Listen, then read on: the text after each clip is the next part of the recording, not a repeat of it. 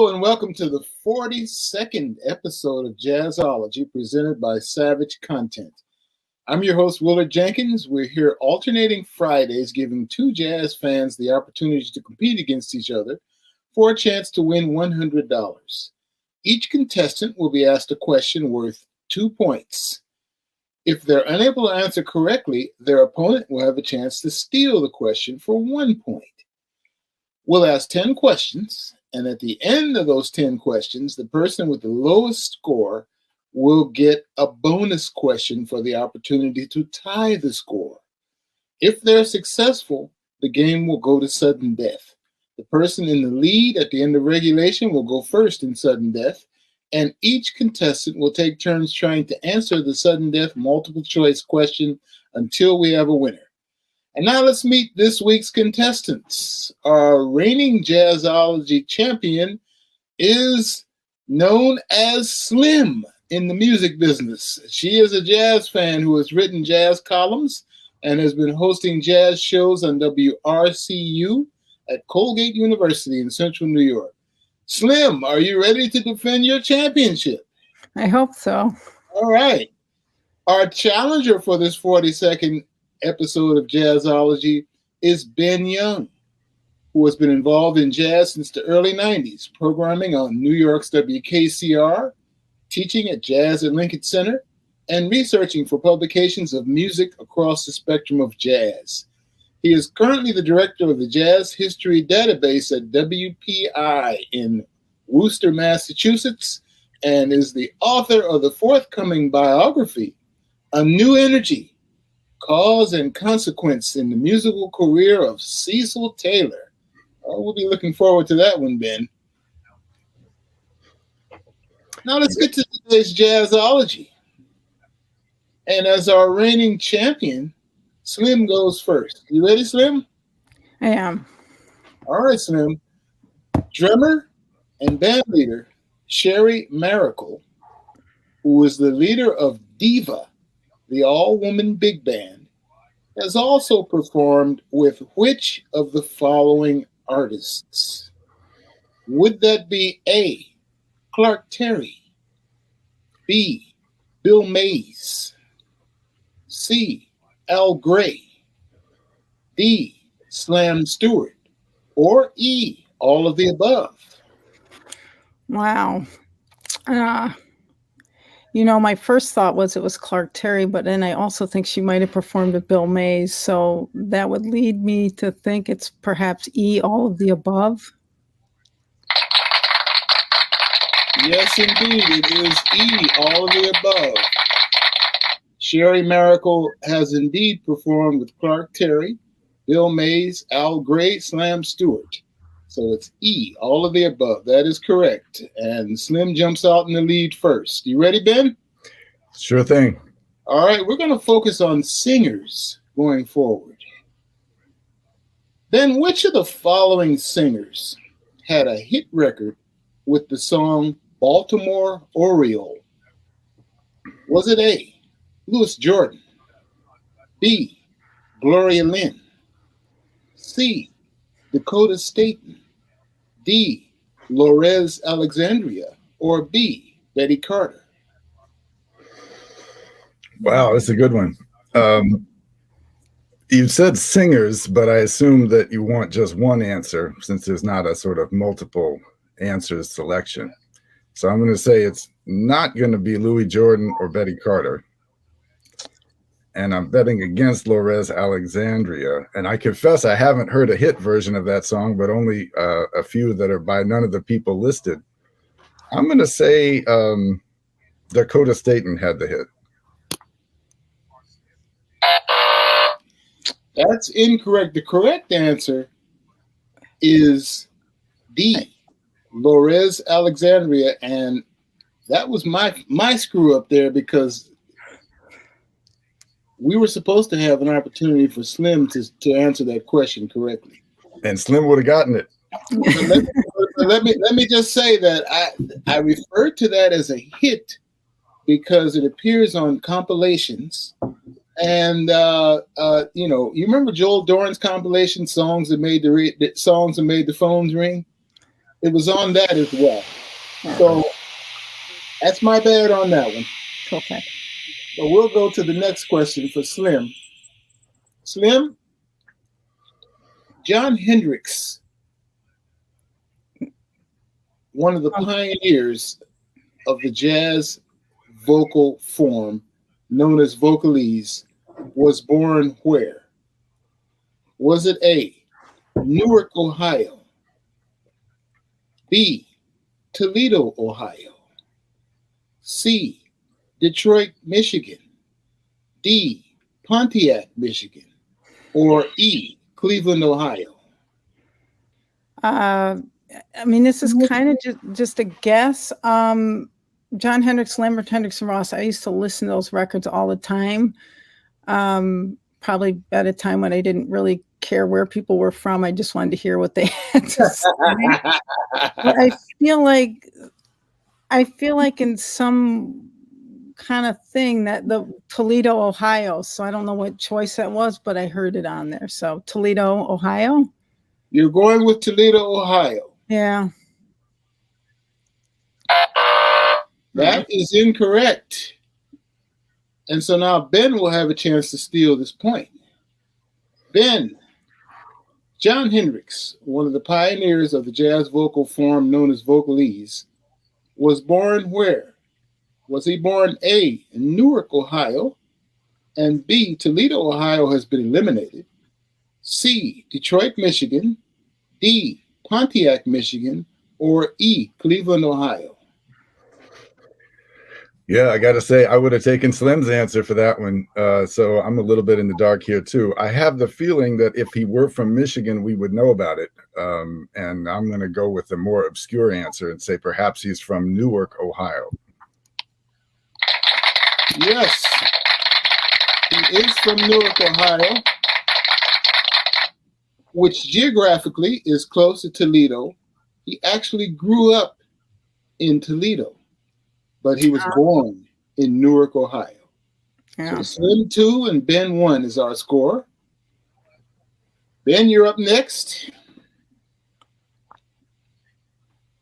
Ben, singer Jimmy Rushing, who was known as Mr. 5x5 and famously sang with the Count Basie Band, was from what city? Was he from A, Chicago, B, Oklahoma City, C, Kansas City, D, Fort Worth, or E, Muskogee, Oklahoma? I believe, I'm pretty sure that Jimmy Rushing went to all of these places and sang about some of them. I'm going to go with Oklahoma City as his origin point. And that is correct. Jimmy Rushing is from Oklahoma City, Oklahoma. All right, Slim, you ready? Mm-hmm. All right. Singer Anita O'Day collaborated with which great instrumentalist? Would that have been A, Artie Shaw, B, Louis Armstrong, C, Woody Herman, D, Roy Eldridge, or E, Ben Webster? Wow. I don't think it was Louis Armstrong. I feel like I have a record with her with Ben Webster, so I'm going to say E, Ben Webster. That is incorrect. And Ben will have an opportunity to steal the point. Ben, singer Anita O'Day collaborated with which great instrumentalist? Would that have been A, Artie Shaw, B, Louis Armstrong, C, Woody Herman, D, Roy Eldridge, and E, Ben Webster has been eliminated? I think I've got the answer you're looking for, and I'll say the answer is D. But before we say that, let me give some respect to my colleague, because there is a record, that Traveling Light LP from '61 by Anita O'Day has Ben Webster on it. But surely the more focused collaboration, as you put it, would be the hit that they made with Let Me Off Uptown for Krupa in '41. So Roy Eldridge, D, would be the answer. That is correct. The correct answer is Roy Eldridge, and Ben stole the point. All right. Jazzology is brought to you by Savage Content. Savage Content is building music, art, and creative content for the soul, spirit, and empowerment. This week's spotlight is on Dr. Lonnie Smith and Joey DeFrancesco, two prolific, extremely talented artists of the Hammond B3 organ and well-respected jazz musicians with exclusive performances on Savage Content's YouTube channel.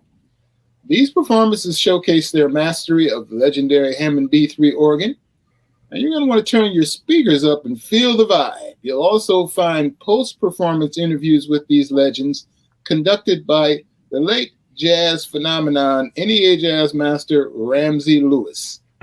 Visit www.youtube.com/@SavageContent to watch these performances, interviews, as well as past Jazzology trivia shows. And our Jazzology new record of the week comes from the young vocalist Christy Dashiell. Remember that name, Christy Dashiell. The album is titled Journey in Black. And as we continue our questions in the singer atmosphere,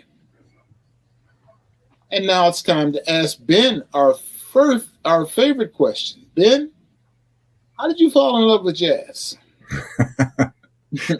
Through the power of the music has to be the answer. I knew a little bit from being a player in junior high and high school as a drummer in the school bands, enough to learn about the names of Miles Davis and Louis Armstrong, and then want to follow up and listen to some of the music that they made, which was a little bit better than what we were playing in junior high school. And it sort of just spun out from there. I was a galvanized Eric Dolphy fan in high school. And then by the time I came to New York for college, it was all over. Well, you got the Eric Dolphy in high school. That's commendable. Well, as you know, Willard, there's so many rivers of music flowing in the contemporary universe that they're going to cross into each other or feed each other one way or another. And so it was. Absolutely. Well, Slim, you've answered this question previously, but tell us, what are you working on in jazz these days? I mostly work on my radio show, which, we get tons of new releases in, and I go back and forth with, old stuff, because there's always, one of the great things about jazz is it's a continual conversation with people who have long passed and new people coming in and with new versions of things. And I go check out the older version. So mostly I just work on my radio show and booking a couple gigs now and then over at Colgate University. So I'm always listening to new stuff. All right, so one could say that you are thoroughly immersed. At least, maybe not so much in the public, but at least in my private life, I'm super immersed. All right. Well, Ben, you're up next. Are you ready? I'll take it. All right. We continue with the singers. Ben, singer Helen Merrill once made a recording arranged by which of the following great arrangers? Would that have been A, Gil Evans, B, Billy Strayhorn, C, Quincy Jones, D, Nelson Riddle, or E, Neil Hefti? Like a lot of these questions, it would be great to hear all of the answers that aren't the case having come to pass to see what that would sound like.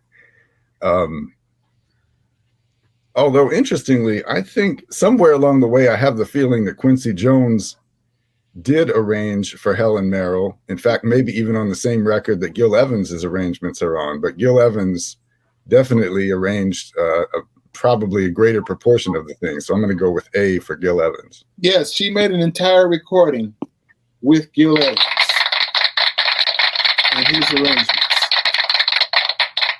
So you are entirely correct, because others would have been anecdotal, but she did make an entire recording with the arrangements of Gil Evans.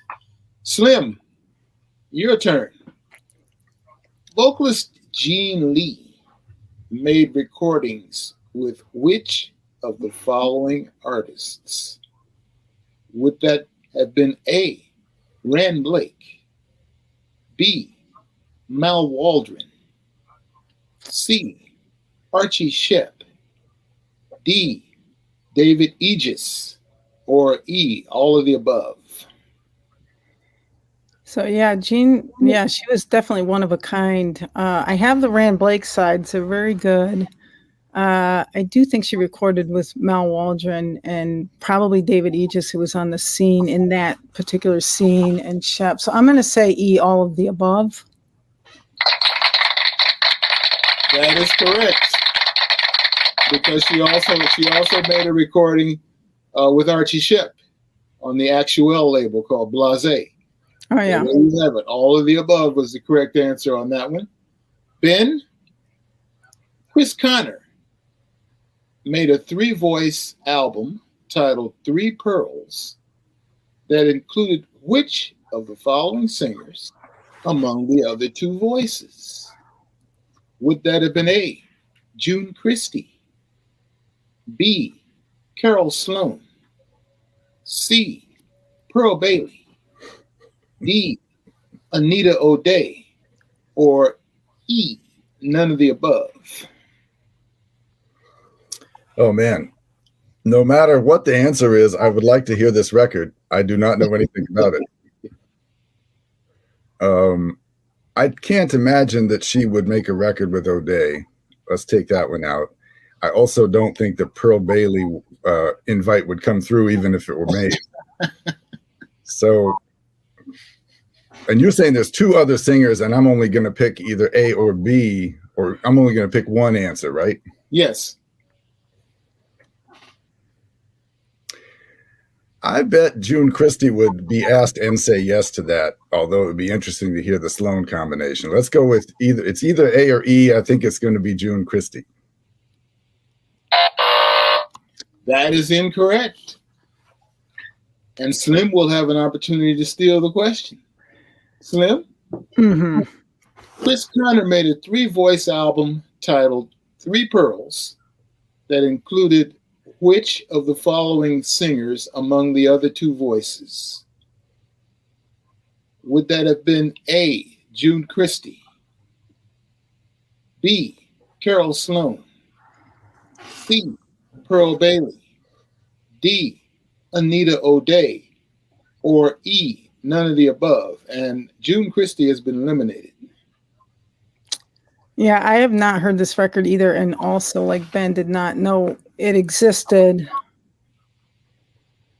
I don't know if I'm being steered wrong by his process of elimination, and maybe it's none of the above. But I think I'm going to go with B, Carol Sloan. That is correct. Carol Sloan was one of the other 2 singers in the 3-voice album called The Three Pearls. And for the sake of trivia, the other singer was Ernestine Anderson. All right. So there you have it, Slim. And Ben is up 6-5. Slim. Mel Torme recorded with which of the following large ensembles?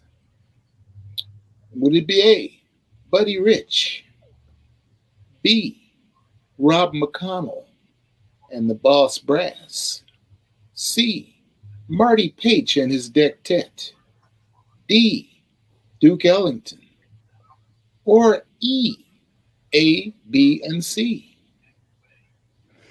Well, now I'm super confused because feel like he did record with A, B, and C, but I also feel like he recorded with Ellington. I thought on the Porgy and Bess, I thought that was an Ellington. Wow.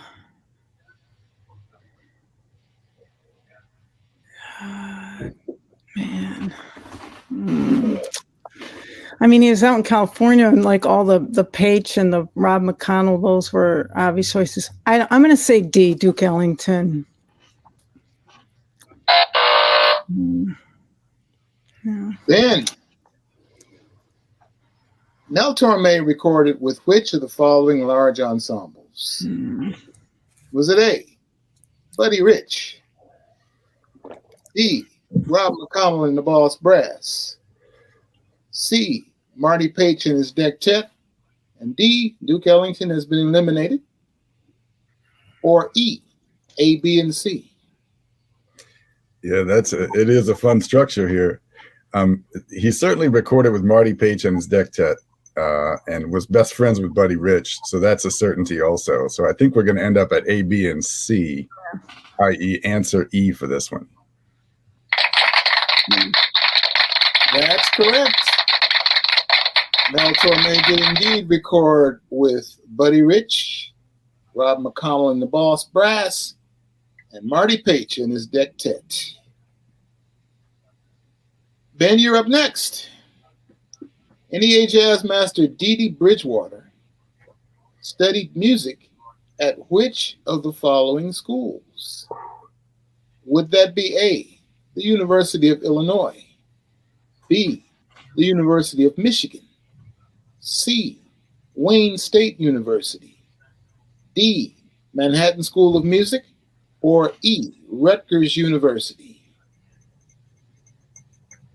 Well, this is real embarrassing. I don't feel certain at all about the answer.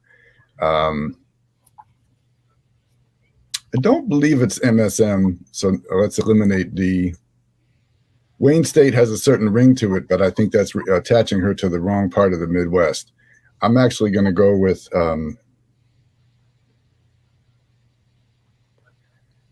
I think I'll take A, Illinois.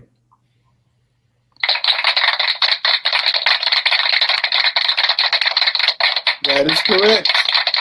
A man named John Garvey famously ran that program at University of Illinois, and University of Illinois is where she first connected with her first husband, trumpeter Cecil Bridgewater. They were both in the band at University of Illinois. All right. The score is Ben 9 and Slim 5. But Slim has an opportunity to catch up in the bonus round. You ready, Slim? Mm-hmm. Yeah. All right, Slim. Which of these singers had a hit with the song The Late Late Show? Was that A, Betty Carter, B, Dakota Staton, C, Billy Eckstine, D, Dinah Washington, or E, Bill Williams? So I always thought The Late Late Show was synonymous with B, Dakota Staton.